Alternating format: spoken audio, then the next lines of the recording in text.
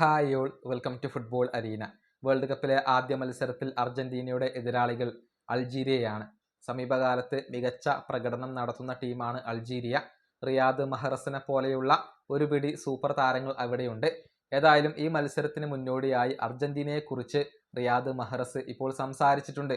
അതായത് അർജന്റീനയാണ് എന്ന് കരുതി ഒരു പ്രത്യേക പരിഗണന നൽകില്ല എന്നാണ് അദ്ദേഹം പറഞ്ഞിട്ടുള്ളത്.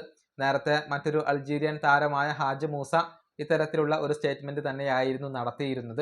ഏതായാലും റിയാദ് മഹ്റസ് പറഞ്ഞത് ഇപ്രകാരമാണ്: വലിയ പ്രതീക്ഷകൾ ഉണ്ടോ എന്ന കാര്യം എനിക്കറിയില്ല, പക്ഷേ ഞങ്ങളുടെ കുടുംബത്തെയും രാജ്യത്തെയും അഭിമാനിതരാക്കാൻ വേണ്ടി ഞങ്ങൾ ശ്രമിക്കും. അർജന്റീനക്കെതിരെയുള്ള മത്സരം മികച്ച മത്സരമായിരിക്കും, പക്ഷേ ഞങ്ങൾ പ്രത്യേക പരിഗണന നൽകില്ല.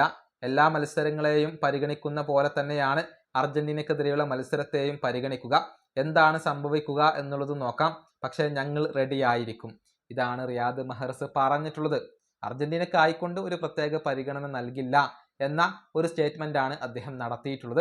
ഏതായാലും ആദ്യ മത്സരത്തിൽ തന്നെ അർജന്റീനക്ക് ഒരു വെല്ലുവിളി നേരിടേണ്ടി വരികയാണ്. പക്ഷേ സമീപകാലത്ത് മികച്ച പ്രകടനം നടത്തുന്ന ടീമാണ് അർജന്റീന.